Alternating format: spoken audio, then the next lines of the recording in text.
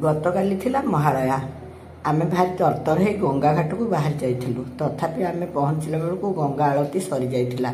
ହେଲେ ଆମର ଉଦ୍ଦେଶ୍ୟ ଥିଲା ମହାଳୟାରେ ଗଙ୍ଗା ସ୍ନାନ କରି ଆମକୁ ଛାଡ଼ି ଯାଇଥିବା ସମସ୍ତ ନିଜ ଲୋକଙ୍କୁ ଜଳଦାନ କରିବା। ସେତିକିବେଳେ ଗତକାଲି କଥା ମନେ ପଡ଼ିଲା। କାଲି ଫେରିଲା ବେଳେ ଆମ ଗାଡ଼ିର ଚକା ପଙ୍କଚର ହୋଇଗଲା। କ'ଣ କରିବୁ? ସାମ୍ନାକୁ ଅନେଇଲା ବେଳକୁ ଗୋଟେ କାମ ଚାଲିଥିବା ଖାଲି ଘର ପଡ଼ିଥିଲା। ମୁଁ କିଛି ଫଳ ବାହାର କରି ସେଇଠିକୁ ବାହାରିଗଲି। ଆଉ ଡ୍ରାଇଭର ତ ଚକା ନେଇକି ପଙ୍କଚର ମାରିବାକୁ ଚାଲିଗଲେ। ଲିପୁ କହିଲେ, ବୋଉ ମୁଁ ଗାଡ଼ି ଛାଡ଼ି କୁଆଡ଼େ ଯିବିନି, ତମେ ବରଂ ବାପାଙ୍କ ସାଙ୍ଗେ ଯାଇ ସେଠି ବସ। ସତ କଥା, ଗୋଟାଏ ଚକ ନାହିଁ। ଗାଡ଼ିର କ'ଣ ସୁବିଧା ଅସୁବିଧା ସେ ସେଇ ଗାଡ଼ି ପାଖେ ରହିଲେ। ଯାହା ଫଳ ଥିଲା ମୁଁ ନିଜେ ଗୋଟେ ଧରିଲି, ତାଙ୍କୁ ଆଉ ୟାଙ୍କୁ ବି ଧରେଇଦେଲି। ସେ ଯେଉଁଠି କାମ ହେଉଥିଲା ଦେଖୁନାହାନ୍ତି, ତା ଚାରିପାଖ ଦୃଶ୍ୟ ବି କିଛି କମ୍ ନଥିଲା।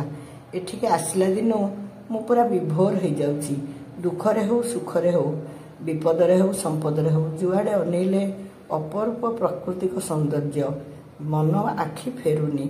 ହେଲେ ବି ସେଇଠୁ ଗୋଟେ କାମ ଚାଲିଥିବାର ବି ଦେଖିଲୁ। ବହୁତ ଧୂଳି ଉଡ଼ୁଥିଲା, ସିମେଣ୍ଟ ଫେଣ୍ଟା ହେଉଥିଲା। ସେଠି ଅଲ୍ଟ୍ରାଟେକ୍ ସିମେଣ୍ଟରେ ହିଁ କାମ ହେଉଥିଲା। ମୁଁ କହିଲି, ଆରେ ଆରେ ଇଏ ତ ମୋ ପୁଅର ଡାଲମିଆ କମ୍ପାନୀ। ସିଆଡ଼ୁ ଆଖି ଫେରିଲା ବେଳକୁ ସାମ୍ନାରେ ଘୋଡ଼ା ଚରୁଥିଲେ। ଆମ ଆଡ଼େ ଯେମିତି ଗାଈ ଗୋରୁ ଚରୁଥାନ୍ତି, ଏଠି ସେମିତି ଖଚର ଆଉ ଘୋଡ଼ା ଚରୁଥାନ୍ତି। ଏ ଘୋଡ଼ା ଗୁଡ଼ାକ ଭାରି ସୁସ୍ଥ ଆଉ ସୁନ୍ଦରିଆ ହେଇଥିଲେ। ମୁଁ ସେଠୁ ଉଠି ଯାଇ ଟିକେ ଘୋଡ଼ାଙ୍କୁ ଅନେଇଲି। କେତେ ସମୟ ଲାଗିବ କିଏ ଜାଣେ, ସମୟ ତ କାଟିବାକୁ ପଡ଼ିବ ନା। ଏତେ ସୁନ୍ଦର ସୁନ୍ଦର ଜିନିଷ ଦେଖୁଛୁ, ସବୁ ସମୟ କ'ଣ ଆମର ଖାଲି ଭଲରେ କଟିଯିବ? ଘରକୁ ଫେରିବାକୁ ମନ ଉଚ୍ଚାଟ, ଦେହ ପୁରା କ୍ଳାନ୍ତ ହେଇଗଲାଣି। ଏତେବେଳକୁ ଗାଡ଼ିର ଚକା ପଙ୍କଚର ହେଲେ କେମିତି ଲାଗୁଥିବ ଆପଣମାନେ ଅନୁଭବ କରିପାରୁଥିବେ। ଆମେ ଦୁହେଁ ସେଠୁ ବାହାରି ଆସି ରାସ୍ତା କଡ଼େ କଡ଼େ ବୁଲିଲୁ। ରାସ୍ତା କଡ଼େ କଡ଼େ ବୁଲୁ ବୁଲୁ କେତେ ଗଛ ଦେଖିଲୁ। ଇଏ ସବୁ ଗଛ ଦେଖେଇ ମୋତେ କହିଲେ, ଜାଣିଛ ନା ଏଇଟା ହେଉଛି ଗଞ୍ଜେଇ ଗଛ। ମୁଁ କହିଲି, ହଁ ତମେ ତ ଭାରି ଚିହ୍ନିଛ, ଆଉ ଏଇଟା ଗଞ୍ଜେଇ ଗଛ। ଆଉ ସେ କହିଲେ, ଆରେ ହଁ ଏଇଟା ଗଞ୍ଜେଇ ଗଛ।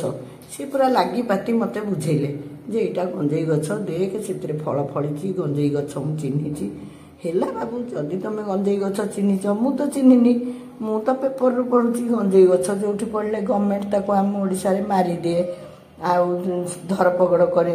ଏଠି ଏତେ ଗଞ୍ଜେଇ ଗଛ କେମିତି? ସିଏ କହିଲେ, ଏଇଟା ପରା ଶୈବ କ୍ଷେତ୍ର।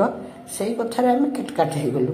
ମୁଁ କହିଲି, ଛାଡ଼ ଆଉ ଗଛ ମୋତେ ଦେଖାଉନି କି ମୋ ସାଙ୍ଗେ କେଚ୍ କେଚ୍ କରନି। ମୁଁ ପୁଣି ସେଇ ରାସ୍ତାରେ ଚାଲିଲି। ସିଏ ବି ତାଙ୍କର ବମ୍ ଭଲେ କହିକା ରାସ୍ତାରେ ବୁଲିଲେ। ରାସ୍ତାରେ ବୁଲୁ ବୁଲୁ ଆର ପଟକୁ ଦେଖିଲା ବେଳକୁ ଗୋଟେ ପାହାଚ ଥିଲା। ମୁଁ ଭାବିଲି ସେ ପାହାଚରେ ଯାଇ କିଛି ସମୟ ବସିଗଲେ ହବ। ରାସ୍ତାର ଘାସ ଫୁଲ ଦେଖି ଦେଖି ମୁଁ ସେଇ ପାହାଚ ଆଡ଼କୁ ଗଲି।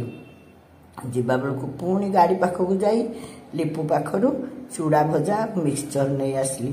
ସେ ଚୁଡ଼ାକୁ ସମୁଦୁଣୀ ଭାଜିକି ଦେଇଥିଲେ। ତାଙ୍କରିଠୁ ଶିଖିକି ବୋଧେ ଲିପି ବି ବଢ଼ିଆ ଚୁଡ଼ା ଭାଜେ। ଆମେ ସେଇ କଥା ମନେ ପକେଇ ସେଥିରୁ କିଛି ଚୁଡ଼ା ଭଜା ଆଉ ମିକ୍ସଚର ଆଣି ପୁଣି ଆଗକୁ ଚାଲିଲୁ। ଗଲାବେଳକୁ ଦେଖିଲୁ ପୁଣି ବାସଙ୍ଗ ଗଛ। ଏ କଥାରେ ଆମେ ଏକମତ ହେଇଗଲୁ, ହଁ ସତରେ ସେଇଟା ବାସଙ୍ଗ ଗଛ। ଆମ ଗାଡ଼ି ତ ସେଇଠି ଥୁଆ ହେଇଥିଲା।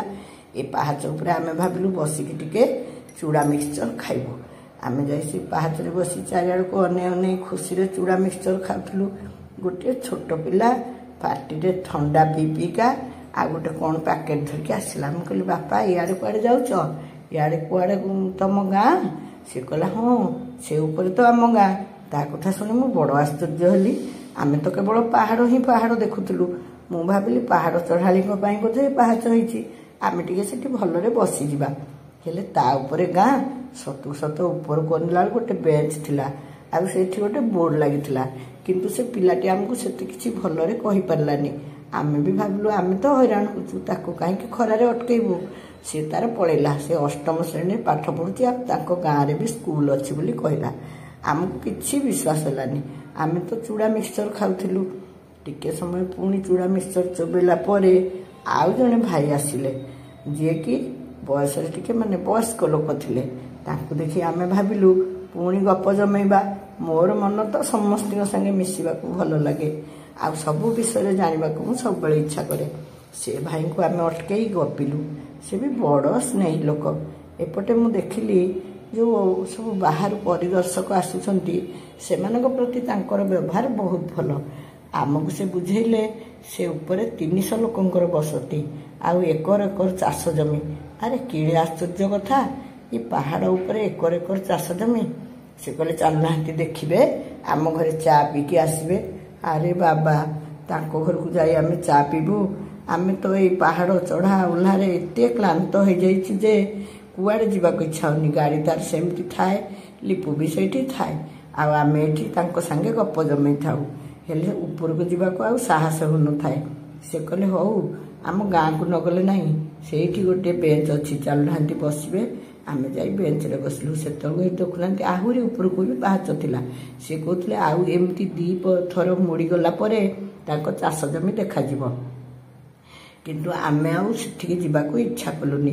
ମୋ ମନ ଭିତରେ ଖାଲି ସନ୍ଦେହ ଥିଲା, ସତରେ କ'ଣ ସେ ଗାଁ ଉପରେ ପୁଣି ସ୍କୁଲ ବି ଅଛି? ହଁ ହେଇଥିବ, ଇଏ ତ ବଡ଼ ମଣିଷ, ଇଏ କାହିଁ ଆମକୁ ମିଛ କହିବେ? ତାଙ୍କ ସାଙ୍ଗେ ଆମେ ସେପଟର ବହୁତ କଥାବାର୍ତ୍ତା ହେଲୁ। ସେଇଠି ତାଙ୍କୁ ବି ଚୁଡ଼ା ମିକ୍ସଚର ଦେଲି। ସେ ବି କହିଲେ ଆପଣ ତ ଆମ ଘରକୁ ଗଲେନି, ମୁଁ ଚା ବନେଇକି ଦେଇଥାନ୍ତି। ତାଙ୍କ ସ୍ତ୍ରୀ ଆଉ 2 ପିଲା ଘରେ ଅଛନ୍ତି। ସେମାନେ 3 ଭାଇ, ସମସ୍ତେ ଅଲଗା ଅଲଗା ଚଳୁଛନ୍ତି। ଏମିତି କେତେ ଗପସପ୍ ହେଲୁ। ତାଙ୍କୁ ବି ଚୁଡ଼ା ମିକ୍ସଚର ଦେଲି, ସେ ବି ଆମ ସାଙ୍ଗେ ଚୋବେଇଲେ। ଆଉ ଆମେ ଏଇ ବେଞ୍ଚରେ ହିଁ ବସିଥିଲୁ। ସେ ତାଙ୍କ ଗାଁକୁ ଯିବା ପାଇଁ ସାହସ ହେଲାନି। ମୋର ମନେ ପଡ଼ୁଥିଲା, ସତରେ ଆଜି ପୁରା ଗାନ୍ଧୀ ଜୟନ୍ତୀ ଥିଲା, ଆଉ ମହାଳୟା ବି ଥିଲା। ହେଲେ ମୁଁ କୌଣସି ପ୍ରକାର କିଛି କରିପାରିଲିନି। ଶୀଘ୍ର ପହଞ୍ଚି ଗଙ୍ଗା ଆଳତୀ ଦେଖି ଗଙ୍ଗାରେ ସ୍ନାନ କରି ଭାବିଥିଲି। କିନ୍ତୁ ଗାଡ଼ି କେତେବେଳେ ସଜଡ଼ ହେବ କେଜାଣି। ହଉ, ମନ ଦୁଃଖ କରି ଲାଭ ନାହିଁ। ଏତିକିବେଳକୁ 2 ଜଣ ପିଲା ଓହ୍ଲେଇ ଆସିଲେ। ସେମାନେ କହିଲେ ଆଜି ଯେହେତୁ ଗାନ୍ଧୀ ଜୟନ୍ତୀ ଥିଲା, ଆମ ସ୍କୁଲ ଶୀଘ୍ର ଛୁଟି ହେଇଯାଇଛି। ସେମାନେ ବେଶୀ ଗପିବାକୁ ଇଚ୍ଛା କଲେନି, ବୋଧେ ତାଙ୍କୁ ଭୋକ ଲାଗୁଥିଲା। ମୁଁ ଭିଡ଼ିଓ କରୁଛି ଦେଖିବାରୁ ସେ ଆମକୁ ହାତ ହଲେଇ ବିଦା ହେଇ ଚାଲିଗଲେ। ମୁଁ ଖାଲି ଭାବୁଥିଲି, ମୋ ଦେହ ଯଦି ଟିକେ ଭଲ ଲାଗୁଥାନ୍ତା, ମୁଁ ନିଶ୍ଚୟ ଆଉ ଟିକେ ପାହାଡ଼ ଚଢ଼ି ଯାଇଥାନ୍ତି, ଆଉ ତାଙ୍କ କ୍ଷେତ ବାଡ଼ି ଦେଖିଥାନ୍ତି, ଏ ପାହାଡ଼ ଉପରେ କେମିତି ଚାଷ ହେଉଛି। ଏତିକି ବେଳକୁ ଲିପୁ ଫୋନ୍ କଲା, ଗାଡ଼ି ସଜଡ଼ ହେଇଗଲାଣି, ଡ୍ରାଇଭର ଆଣିକି ଚକା ଲଗେଇବାକୁ ବାହାରିଲେଣି। ଆମେ ଆଉ ଏଠି ବସିବା ଉଚିତ ମନେ କଲୁନି। ସେ ଲୋକଙ୍କୁ ବି ଆମେ ଏତେ ସମୟ ଅଟକେଇ ଦେଲୁଣି, ତାଙ୍କ ଘରେ ବି କିଛି କାମ ଥିବ। ତାଙ୍କୁ ବିଦାୟ ଦେଇ ଆମେ ଧୀରେ ଧୀରେ ପୁଣି ତଳକୁ ଓହ୍ଲେଇଲୁ। ସତକୁ ସତ ସେତେବେଳକୁ ଚକ ଲଗା କାର୍ଯ୍ୟକ୍ରମ ଅଧାଅଧି ହେଇଯାଇଥିଲା। ତାପରେ ଚକ ଲାଗିଗଲା, ଆଉ ଆମେ ଗାଡ଼ିରେ ବସି ପୁଣି ଆମର ଯାତ୍ରା ଆରମ୍ଭ କଲୁ। ଆମକୁ ଡ୍ରାଇଭର ଟିକେ ଆଗକୁ ନେଇ ଅଟକେଇ ଦେଲେ। କହିଲେ ଏଇଠି ଆସି ମୁଁ ଚକ ସଜାଡ଼ି ଯାଇଥିଲି, ଆଉ ସେ ମା ବଢ଼ିଆ ଚାହା ଦେଉଛନ୍ତି, ଆପଣ ଚାହା ପିଅନ୍ତୁ, ମୁଁ ଚକ ଟିକେ ଏପଟ ସେପଟ କରିବି। କ'ଣ ଆଗ ଚକ ପଛକୁ ଯିବ ଆଉ ପଛ ଚକ ଆଗକୁ ଆସିବ, ଏଇଭଳି କିଛି। ଆମେ ଯାଇ ସେ ମାଆଙ୍କ ଦୋକାନରେ ବସିଲୁ। ମୁଁ ତ ଚାହା ଛାଡ଼ି ଦେଇଛି, ଦେଖନ୍ତୁ ତାଙ୍କର କେମିତି ଶିଳ ଶିଳପୁଆ ଥୁଆ ହେଇଛି। ମୁଁ କହିଲି ମା, ମୋ ପାଇଁ ଟିକେ ନାଲି ଚାହା ବନେଇ ଦେବ? ସେ କହିଲେ ହଁ, ଏଇଟା କେଉଁ ବଡ଼ କଥା, ମୁଁ ଆପଣଙ୍କ ପାଇଁ ବଢ଼ିଆ ନାଲି ଚା ବନେଇଦେବି। ତାଙ୍କ ସାଙ୍ଗେ ପୁଣି ଗପ ଜମେଇଲି। ସେ ବିହାରରୁ ଆସି ଏଠି ଚା ଦୋକାନ କରିଛନ୍ତି। ତାଙ୍କର 2 ଝିଅ ପାଠ ପଢ଼ୁଛନ୍ତି। ବଡ଼ ପୁଅ ଆଉ ସ୍ୱାମୀ ମଜୁରୀ କରିବାକୁ ଯାଉଛନ୍ତି। ଏ ଘରଟି ସେ ଭଡ଼ାରେ ନେଇଛନ୍ତି। ସତକୁ ସତ ଏଇ ଗପ ଭିତରେ ସେ ମୋ ପାଇଁ ବଢ଼ିଆ ନାଲି ଚା ବନେଇ ଦେଇଥିଲେ, ଆଉ ଏମାନଙ୍କ ପାଇଁ କ୍ଷୀର ଚାହା ବନେଇବା ବି ଆରମ୍ଭ କରିଦେଇଥିଲେ। ତାଙ୍କ ନାଲି ଚାହା ଦେଖି ମୁଁ ଭାବୁଥିଲି, ମୁଁ କ'ଣ ତାଙ୍କୁ ବତେଇବି, ସେ ତ ବଢ଼ିଆ ଚାହା କରିଛନ୍ତି। ତାପରେ ସେ ତାକୁ ଛଣାଛଣି କରି ଆଣି ମୋତେ ଧରେଇ ଦେଲେ। ସତକୁ ସତ ନାଲି ଚାହାଟା ବଡ଼ ସ୍ୱାଦିଷ୍ଟ ଥିଲା, ଆଉ ସେ ମାଆଙ୍କର କଥାବାର୍ତ୍ତା ବି ବଡ଼ ଅନ୍ତରଙ୍ଗ ଥିଲା। ମୁଁ ଭାବୁଥିଲି ସତରେ ପ୍ରତ୍ୟେକ ମଣିଷ ଯଦି ମଣିଷ ସହିତ ଅନ୍ତରଙ୍ଗ ହୋଇଯିବେ, ତାହେଲେ ଦୁଃଖ ଆଉ ସୁଖ ଉଭୟ ସମୟ କେତେବେଳେ ସରିଯିବ ଆମେ ଜାଣିପାରିବାନି। ଦେଖିଲେ ଚାଟା କେମିତି ସୁନ୍ଦର ଦେଖାହେଉଛି। ଖାଲି କ'ଣ ସୁନ୍ଦର ଦେଖାହେଉଥିଲା କି, ଭାରି ସୁଆଦିଆ ବି ଥିଲା। ମୋ ମନ ଖୁସିରେ ସେ ନାଲି ଚାହାକୁ ପିଇଲି। ଆଉ ସେ କ'ଣ ଟିକେ ଟିକେ ବିକ୍ରି କରୁଥିଲେ, ଏଇ ଯେଉଁ ଖାରା ଖାରା ଜିନିଷ ପାଟିରେ ପକାଇବାକୁ, ତାକୁ କିଣି ପାଟିରେ ପକାଇ ଚା ପିଇଲୁ। ଆମେ ଚାହା ଅଧା ପିଇଲା ବେଳକୁ ଝାଳ ନାଳ ହେଇକି ଆସିକି ଆମର ଡ୍ରାଇଭର ଭାଇ ପହଞ୍ଚିଗଲେ।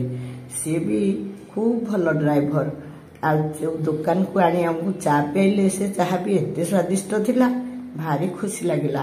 ଆଉ ଦେଖୁନାହାନ୍ତି ଆମକୁ ଚା ଫା କରିକି ଦେଇକି ସେ ମା ପୁରା ଝାଳ ନାଳ। ପେଟ ପାଟଣା ପାଇଁ ବିନା ପରିଶ୍ରମରେ କ'ଣ ଏ ସଂସାରରେ ବଞ୍ଚି ହେଉଛି?